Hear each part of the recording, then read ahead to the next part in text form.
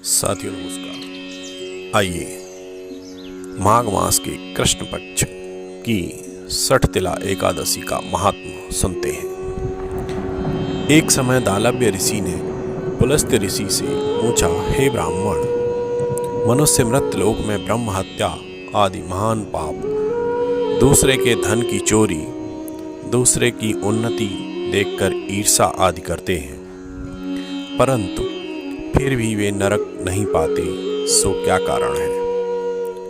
वह न जाने कौन सा अल्प दान या अल्प परिश्रम करते हैं। यह सब आप कृपापूर्वक कहिए। इस पर पुलस्त्य ऋषि बोले, हे महाभाग, आपने मुझसे अत्यंत गंभीर प्रश्न पूछा है। इसको ब्रह्मा, विष्णु, इंद्र आदि भी नहीं जानते, परंतु मैं आपको यह गुप्त तत्व अवश्य ही बताता हूँ।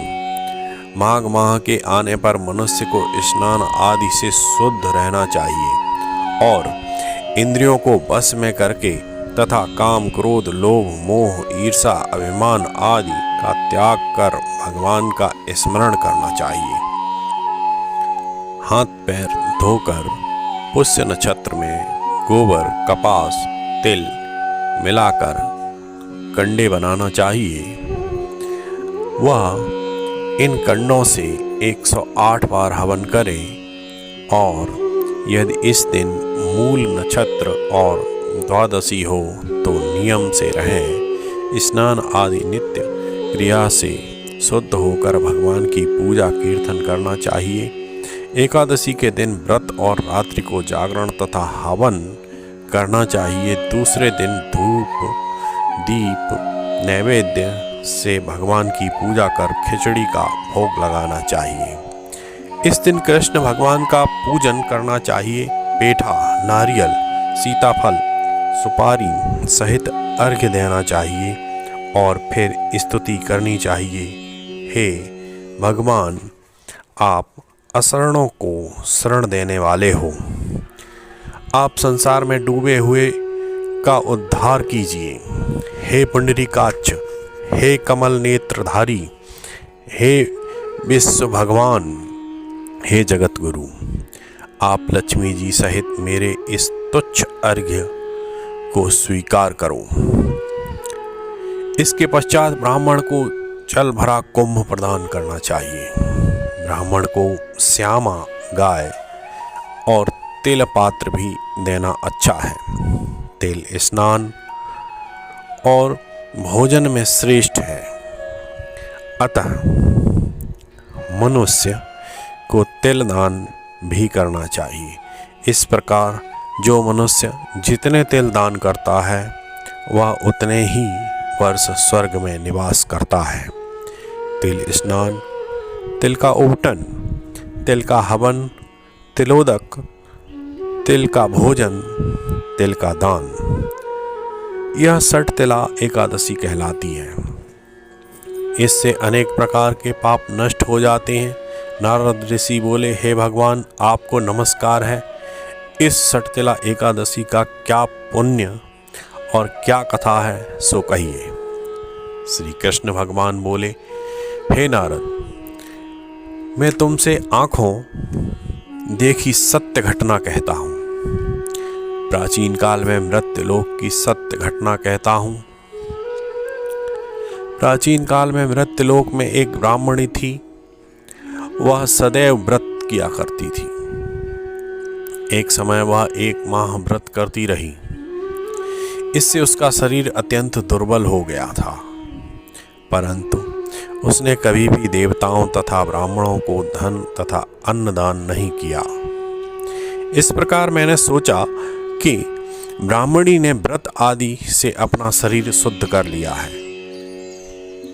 और इसको वैष्णव लोक भी मिल जाएगा, परंतु इसने कभी भी अन्नदान नहीं किया है। इससे इसकी तृप्ति होना कठिन है। ऐसा सोचकर मैं मृत्यलोक में गया और ब्राह्मणी से अन्न मांगा। वह बोली, आप यहाँ किस लिए आए हैं? मैंने कहा, मुझे भिक्षा चाहिए। उसने मुझे एक मृत पिंड दे दिया। मैं उसे लेकर लौट आया। कुछ समय बीतने पर ब्राह्मणी भी शरीर त्याग कर स्वर्ग आई। मृत पिंड के प्रभाव से उसे एक आत्मग्रह मिला, परंतु अपने को वस्तुओं से शून्य पाया। वह मेरे पास आई और बोली, भगवान, मैंने अनेकों व्रत आदि से आपकी पूजा की है, परंतु फिर भी मेरा घर वस्तुओं से शून्य है। मैंने कहा, तुम अपने गृह जाओ और देव स्त्रियां तुम्हें देखने आएंगी। जब तुम उनसे सठतिला एकादशी का पुण्य और विधि सुन लो, तब ही द्वार खोलना।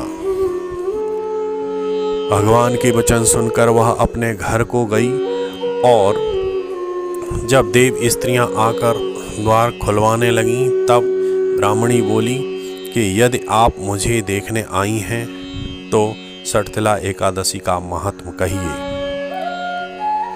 उनमें से एक देव स्त्री बोली, सुनो मैं कहती हूँ। जब उसने सठतिला एकादशी का महात्म सुना दिया, तब उसने द्वार खोला। देव स्त्रियों ने उसको सब स्त्रियों से अलग पाया।